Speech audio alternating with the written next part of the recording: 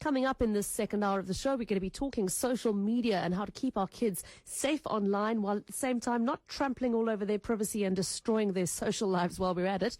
We wanted to spend some time focusing really in a bit of depth on the issue of social media and how our kids are engaging with it, what we should be doing to keep them safe while they're doing so, the kind of boundaries we should be setting, and just educating ourselves and hopefully empowering ourselves a little bit to negotiate through this minefield. We'd love to hear from you with your questions for our guest on 021 446 0567. You can also tweet them at Cape Talk 567. You can email me on pippah@capetalk.co.za or send an SMS to 31567.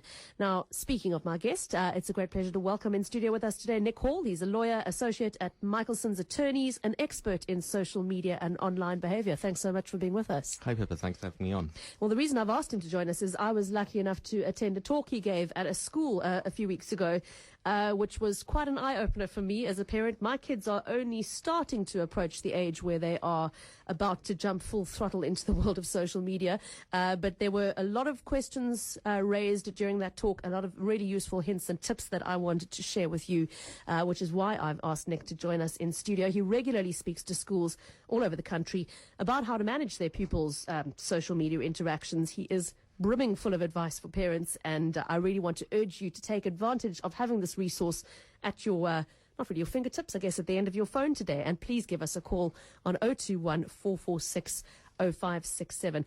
Nick, maybe let's start by just talking what we're talking about. I mean, I think most of us familiar with Facebook, most of us familiar with Twitter. We've maybe heard of Mixit. What other platforms are our kids using in South Africa? It was quite interesting. So we're starting to see, as the old folk get onto Facebook, the teens are moving away. Define old folk. Hang on a sec. Anyone over the age of 20. Okay, right. Oh dear. So, yeah, it's interesting is that as the, and I think it stems from the need that the children don't want their, Mom, please don't friend me on Facebook. I don't want that to happen. Mm-hmm. So we're starting to see a couple of, the trend sort of tends to be towards instant messaging services. So WeChat, Snapchat, Mixit is still incredibly popular, especially with kids who still only have feature phones. So that's something that it's not a smartphone. It's got basic internet capability. And then things like Tumblr, sorry, mm-hmm. Which is a sort of a micro-blogging service, which is quite interesting. So basically people just post up pictures, and they can add comments onto that. 9gag is a form of social media, I suppose. Again, it's very much just sort of a posting. And if your listeners have never heard of these websites, then you have a problem. You should go and find out about them. No, that is where I wanted to start, because you said that at the talk I went to, that that we cannot sort of stick our heads in the sand or try and block our kids from using these platforms, that the best thing we can do is join them. Yeah, no, definitely. I think it goes back down to one of the fundamental things that I think parents need to accept, is that the way that people, or the way your children are communicating, is changing. And sort of the classic thing that I always see when I go to my talks is that parents will say, oh, well, my kids are around the dinner table, or they could even have their friends and they'll be texting to each other, or they'll be using some social media to talk to each other at the table. And that's, why aren't they talking? And, they say, there's a lot of sort of people decrying this and saying that people can't communicate properly. And what's important, I think at least, is that they are communicating. They're communicating very efficiently. And now you, as the parent, have the choice on whether you want to be part of that communication or not. Prohibition has never worked. And I think the most important thing that people need to understand is that regardless of what your feelings are and what your thoughts are on social media, your kids are probably going to be having conversations about you or important topics that you should really be weighing in on. Mm-hmm. And the best way to do it is to try and meet them at their level. So, yes, get onto the platforms. And if you're scared, don't worry, that's okay. That's what your kids are for. Ask them to teach you. Ask them to teach you. It's fantastic. Although, I mean, I've taught my mother about Facebook, and I've regretted it ever since. But, it's still, the principle stays there. I'm sure they will regret it as well. But that's how you do it. And that's how you will learn. And I think it happens because social media is so powerful, and it's such a powerful communication tool.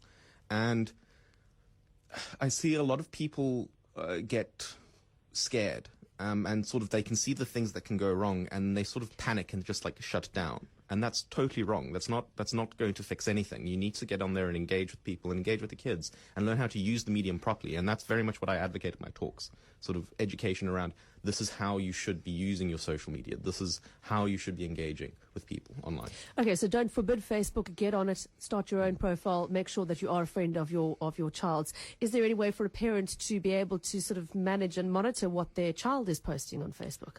Well, yes. I mean, so the easy way, obviously, and again, it very much depends on where in the spectrum you are. Obviously, if you have children which are very young, you could go and create their Facebook profiles for them, and then you have the username and password, which would ultimately give you quite a lot of access.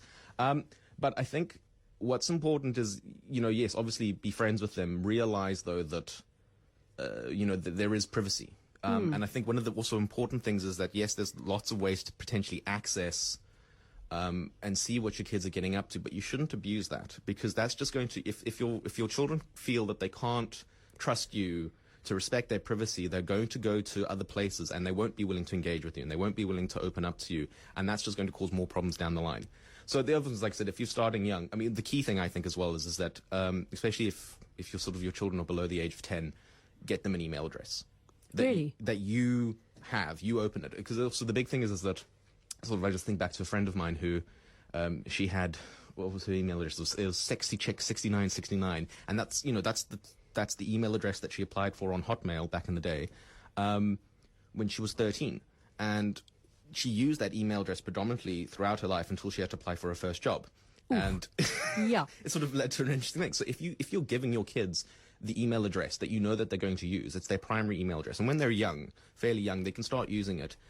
You will always have that back-end access because you would potentially know the password. But what's also really important is that if they did decide to open any other accounts, chances are it's going to come back to this primary email address. So not only are you making sure that your kids have access to a decently named email address that isn't going to burn them in 10 years' time, but it does give you that ability to monitor should you need to. And I stress that, should you need to. You should, again, abuse this backdoor that you potentially have.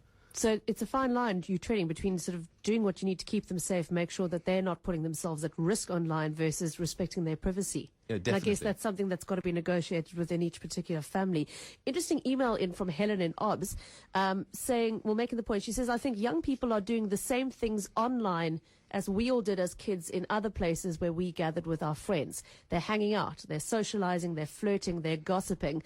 The kinds of places we used to gather in aren't accessible to them anymore. They've gone online instead. And it's not that they're addicted to the technology, it's that they want a place where their friends are. Interesting perspective from Helen and OBS. And then I think that's 100% correct as well. We've seen the social structures move online, and that's where the engagement is.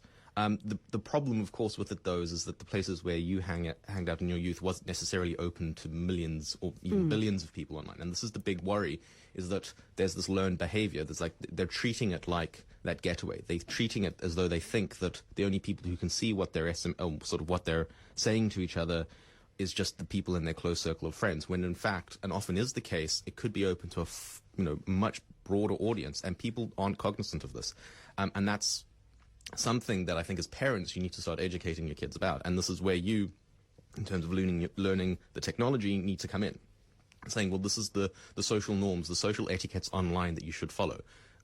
You hopefully teach your kids to be polite. You teach your kids not to run up to strangers in the street and punch them in the face. You need to be teaching these sort of habits and this good behavior online. Don't post certain pictures of yourself. Think about what status updates you make. Because I think the biggest thing that people forget about any form of digital communication is that it's not, even if it is private, so even if you think about something like a BBM or a WhatsApp message between two people, I mean, inherently that is fairly private. But what's stopping the person who you sent it to copying and pasting it and sending it to someone else? People don't see beyond that. They think, and there is a high, and this is very sort of cynical of me, but there's a very high level of trust that you have to make sure is intact. And this has a greater problem with kids, for example, where their phones will, for example, like school, be compromised. And by I mean compromised is sort of as a joke. A friend will get into their phone, and their phone is their gateway to their entire online personality. So you'll probably have access to email, Facebook, Twitter, whatever social media client they're on. So if there's anything private on there and their friends have now got access to it, what's going to stop them as a joke, not thinking of the consequences, forwarding on potentially sensitive or damaging information. And that's really a big thing that people need to be worried about. Very, very scary stuff. We're chatting to Nick Hall, social media lawyer from Michalsons Attorneys, happy to take your calls on 021 446 0567. If there's anything that's confusing you about social media, about the terms we're throwing out and talking about, if there's anything you'd like to know, advice you would like to have from Nick, give us a call, please, or send us an SMS to 31567. We are here standing by to help. That is the point of this half hour, is to answer your questions and hopefully send us all off a little bit better armed to deal with this, because it is, let's face it, it's a very new world that many of us are stepping into, that our kids can navigate a lot more easily than we can. Caller reminding us that Facebook is illegal to children under the age of 13. But how intently is that applied? I mean, it's... Okay, well, first of all, it's factually incorrect. Facebook has changed their terms of use now. They've scrapped the 13 requirement, just as Twitter has. So that was previously the case. But if you go look at their terms of services now, they've got rid of the age restriction. So when it was in force, how stringently was it applied? Next to nothing. Basically, sort of, I think the principle that Facebook worked on was that if somebody reported that it did in fact belong to an underage person, they would suspend the account. But they weren't proactive about it because, I mean, you can lie, you can fake. And again, I don't know if I think Facebook has done the correct thing by making it lawful for anybody of any age to access Facebook. Because obviously, again, people will be inclined then to open up a legitimate account that actually is theirs, and that's good. While teens would fake their birth dates so they could get access to the service anyway, they would probably put in fake names, and again, it obfuscates their identity, which could be a good thing. But again, as a parent, that's something you need to be concerned about, because now there's this fake profile that your kid is sort of channeling through that you have no control over. And that, I think, is worrying. So I'm all for Facebook opening it up. I think it was a great move on their part. Interesting. Okay, so no age limit on Facebook. I mean, if you talk about age, it's children mature at different levels. But from your mind, what is a reasonable age at which you should be happy for your kids to be on Facebook? Or for that matter, for example, owning a smartphone? It's a good question, and one that I get asked quite a lot. And unfortunately, I don't have a great answer for it. And I'm not really qualified to say. Okay. What I will defer to the experts, though. So I've heard there was a neuropsychologist who said that your child is ready to have a smartphone when the parents are mature enough to handle it. And I think, to a degree, I agree with that. My personal inclination would be at around 12 years old, 12, 13, sort of when they're getting into high school. That's when I think it's probably acceptable for them to have a smartphone, a smart device with full internet access. There are many things that you can do to limit that internet access. There are means and ways to limit that. But again, it comes down to the parent. How much do you trust your child? Before then, it becomes a very interesting question, because they're not, from my experience at least, most children under the age of 12 don't want a smartphone so that they can go online, to go onto Facebook, to go onto Twitter. They want a smartphone that they can play games. Because the truth is that phones have become the majority mobile gaming console of this generation. It's just what it is. So, you could get a smartphone and not have a SIM card and disable Wi-Fi, I suppose, Wi-Fi access. And that would allow your child to still have the phone for what they wanted it to do, to use it as a gaming console, but still, without the risk. But I don't know. 12 is when I think, that's my gut feel. Is that if my children 12, that's when I would be happy to give them a smartphone. Interesting. Okay. We're chatting to Nick Hall, a lawyer, associate at Michalsons Attorney, speaking to us about navigating the world of social media with our kids, how we can keep an eye on what's happening online, make sure they're not doing anything too stupid, too potentially dangerous, but at the same time not hopefully destroy their social lives in the process. Nick, we were talking before the break a little bit about risks. I also want us to squeeze in some thoughts on cyberbullying before we wrap up at 1:30. What are the biggest risks of our kids being in an online environment, such as Facebook or on Twitter? Okay, well, I think the biggest risk that I've seen, and certainly it's becoming more frequent, so in terms of likelihood of happening, is the online defamation. So that's when, and it's not obviously just children, it could be anyone, it's actually mostly adults, who will say something online that is defamatory and they get sued for it. So we've had cases all over. I mean, this is not new. The law of defamation hasn't changed. It's been fairly consistent. We've had case law from the United Kingdom, Australia. I mean, Australia recently, they had a student who was defaming his teacher, and he was fined. Well, he wasn't fined. I mean, he was sued, and the teacher was awarded damages of the equivalent of R1 million. Wow. So, I mean, that's fairly significant. In South Africa, we've had the first case where defamation, online defamation, it was through Facebook, funny enough, has led to damages, and that involved a couple that was in an acrimonious divorce, and it just got messy, and again, damages were awarded. For those not too clear on the legal definition, defamation, how would you sum it up? Okay, so defamation is through your actions, and this is important, especially online, because it's not just spoken word, it's not just writing something down. It could be a video, it could be a picture. So it's through your actions causing people to think less of somebody else, essentially. I mean, at its very simplest terms, that's that.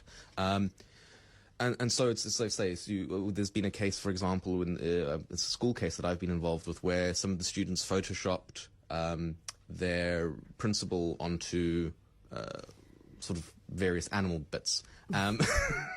And that's defamatory, and I think the principal actually sued, and damages were, well, they weren't awarded, but I mean, it was settled. But, you know, that's the sort of thing that people need to be thinking about. People get very scared when I talk about defamation online, because, you know, people like to rant online, and there are defenses, but I don't know if we really have enough time to go through the full spectrum. We may be running out of time a bit, and I want to make sure we touch on cyberbullying, because I was really surprised at the talk I went to where you were speaking at my kids' school, and you said to us, hands up anybody who's got a daughter of the age of around 10, you are prime cyberbullying material, basically. And I was really surprised at how young that age was. Yes, no, so if we look at cyberbullying as well is definitely on the increase. I'm being involved in more and more cases. And the prime sort of perpetrators tend to be girls between the ages of 10 and 13. It continues through. It's predominantly done by girls. Boys tend to resort to their fists, but I have been involved in cases of male cyberbullying.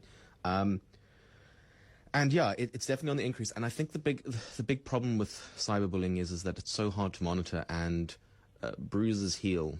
But the emotional damage that can happen from cyberbullying is great. And I know there's been a couple of examples, both locally and internationally, which has actually resulted in suicide. Sure. On behalf of the child. That's, like I said, it's on the rise. I've been involved in a number of cases. What can you do? And this is why I very much advocate that parents get involved in their child's social life online. If you're on Facebook, if you're on Twitter, if you know what Snapchat is, if you know what WhatsApp is, what WeChat is, the chances are you would be able to pick up the change in behavior of your child. Because that's the big thing, is that, you know, children will tend to close down a little bit. And if you can see that change in behavior, then, you know, hopefully your child will want to engage with you, and there's something you can do about it. What can you do? Well, the primary thing I think is you've got to get the school involved. I think that's got to be, before looking at legal recourse, your first step has to be you treat it like normal bullying. Get the school involved, see if you can't sort it out that way. The bigger problem with cyberbullying, though, at least what I've seen, is that it's moved away from kids in the same school picking on an individual, and what we've seen is that it'll go across an entire area, entire social groups, kids from different schools picking on somebody individually. It tends to be sort of a form of harassment, so it's constant messaging, negative messaging towards the child. But what I've started to see as well, which I think is even more damaging, is social exclusion. So people will deliberately exclude people, and because, like I said earlier, because your kids are communicating primarily online now, that social exclusion is damning. It can absolutely kill somebody.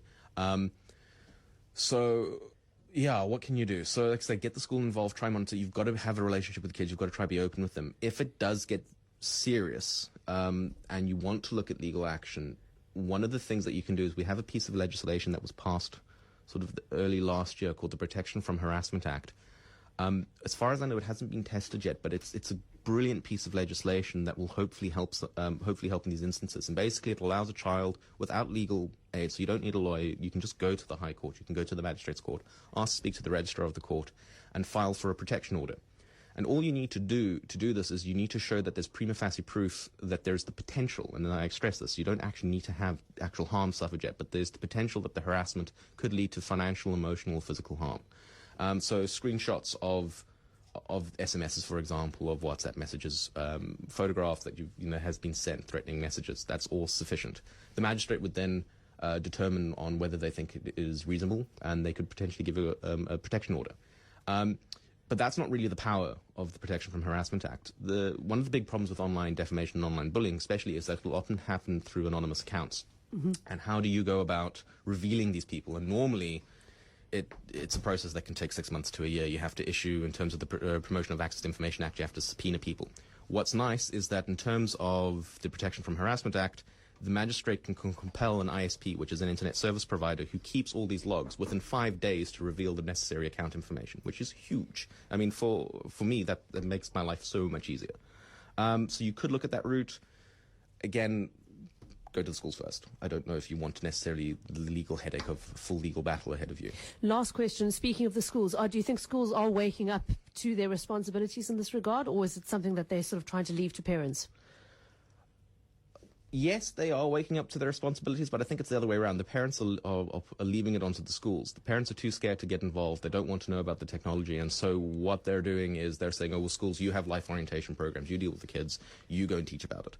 And that's wrong. I mean, the school, you could have the best curriculum in the world, but it's not going to change anything if it's not enforced at home. So, again, yes, schools are clicking on.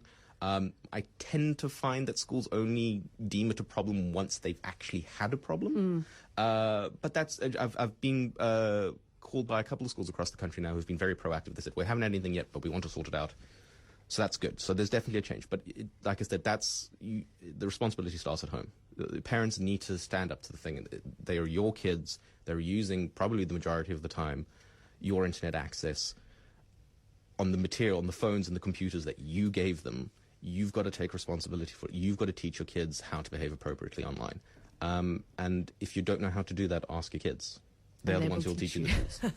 Thought-provoking stuff. Thank you very much, Nick Hall. Been really interesting. Lawyer and associate at Michalsons Attorneys. If nothing else, opening our eyes to how many different media we all need to familiarize ourselves with in kind of a hurry.